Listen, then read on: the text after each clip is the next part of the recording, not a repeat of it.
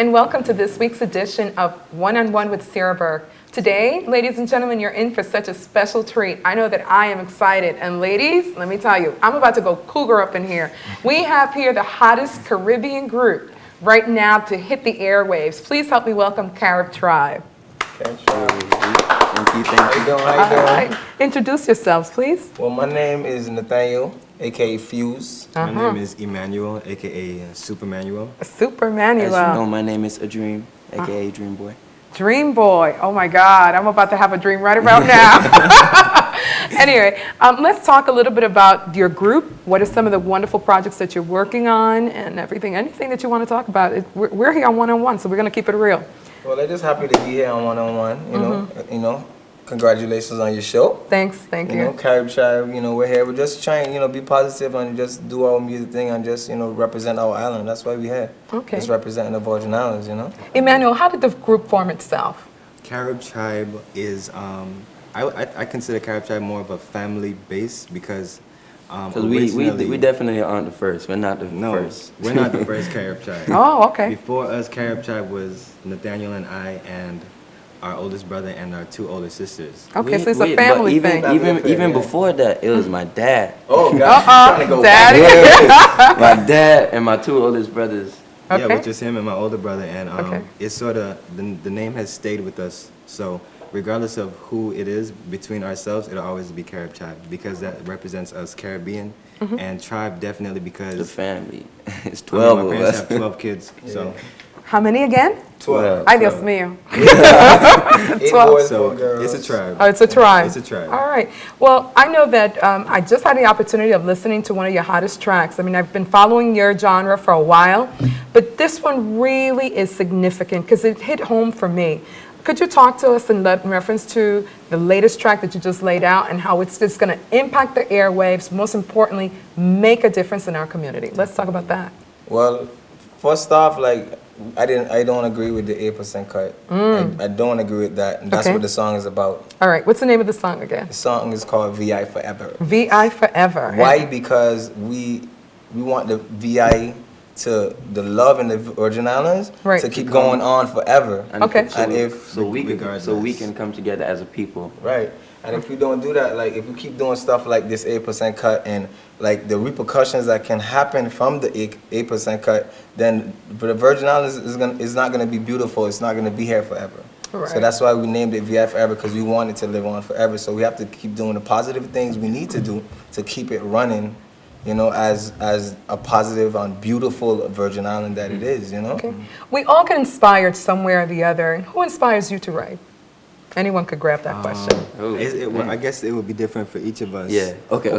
You got For yours? me, I was small when the first Carib Tribe got started. Right. And I used to be there, and I used to be just looking at them like they already superstars, because they performed at a school. I can never forget. They performed at a school, and when my brother Nathaniel went to the front of the stage, girls grabbed his clothes, were trying to rip him off stage, pulling him. He's literally fighting to stay on stage. Okay. Yeah.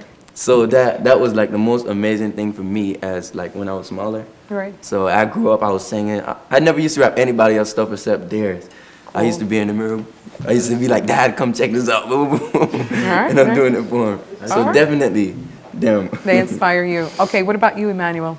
Your For me? inspirational moment to write. Where does it come from? It comes from a little bit of everywhere, but more recently, since Michael Jackson passed away, Right. I got to listen to a lot of his stuff, and whereas before I wasn't.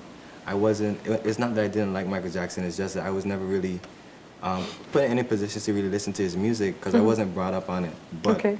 listening to his stuff now and being able to see the impact that he made and How many people be changed, right? that inspires me because that's the same impact I want us to have on people. That's great. All right. So that's sort of what inspires me. And what about you, Fuse? I would have to say honestly, I inspire myself, to keep pushing myself to do better, because I'm not at my best as an artist. I think as a performer, I'm at 100% because I love performing, but writing and getting deep down into the lyrics, I have to just keep on pushing. Like my brother always says, like, yo, we need to master our craft. Right. You know, and that's why I gotta keep inspiring myself to do it. Like I love every artist out there because we listen to every music, so I can't pick an artist like that different channels, who inspires different me. rock, everything. Okay. Country, rock, Yeah. everything, every genre of music we listen to because we write anything. We have country songs that he wrote, I wrote. You know, Of course, it's not for us to sing. right, we can't do it. You know, country songs, rock songs, you know, all those stuff we write. Whatever comes to our mind, you know, the Lord blesses with, we do it. You know, we challenge ourselves. You challenge yourself. Yeah. There's one underlying factor that I really admire and respect about your work so far is the fact that during the course of your musical career, I've taken the opportunity to really pay attention to what you write and what you perform. And at no given point have I ever come across any profanity, any belittling of women, or any other culture, or anything like that. And in a music industry that is so competitive, you anticipate that that is what is socially normed, that is what is embraced. But you guys are so different. Why is that? It would have to have a lot to do with how we were raised. Yeah, Okay. definitely. And of course that we have our own little brothers and sisters, and they can't listen to that stuff already. Because our little brothers and sisters, when we're performing and practicing, they're right there doing the song. Okay. So Right there. imagine us, Imagine if we were swearing or if we were saying certain things in our songs, it would directly affect the way that they would speak and the things that they felt they could say. Yeah. I respect that about you. Now, I know that you had an opportunity to travel to the Big Apple, right? man. Let's talk about that. VI in the NY. VI in the NY. How was that experience? Talk to me in reference to that. It was another wall for me. It was another world. A whole Okay. another wall. Okay.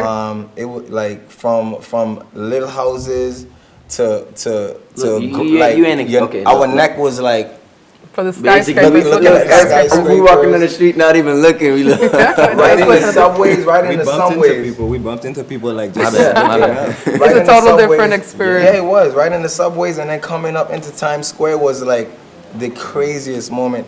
Like I would have to say one of the craziest moments of my Like, I life. don't think I've ever gasped before, but I definitely Gasped. definitely. Yes, Like, that was a came out gasp. like- So in other words, my hometown did take your breath away. Yes, Yes, it did. yes, Yes, it Okay. did. Definitely. Now, did you have an opportunity to kind of channel your music out there and put it out there in New York City? Yes, we actually performed on the On subway. the subway. On the subway. Hey, every good musician starts there. That's Every good crazy. musician starts It there. was a great experience because we had actually witnessed a few people that did perform on That the were subway, doing it in, you which know. we thought it was really cool. Yeah, Right. so, And I mean, they do anything on the subway. Had this we- one dude that He sang opera. opera. He did Yeah. the little Mexican. Little the- me- yeah, he came in there. It was very interesting, but we performed. Some young ladies had seen us because we were dressed. It was like a alike. group of like 50 cheerleaders. up 50? there.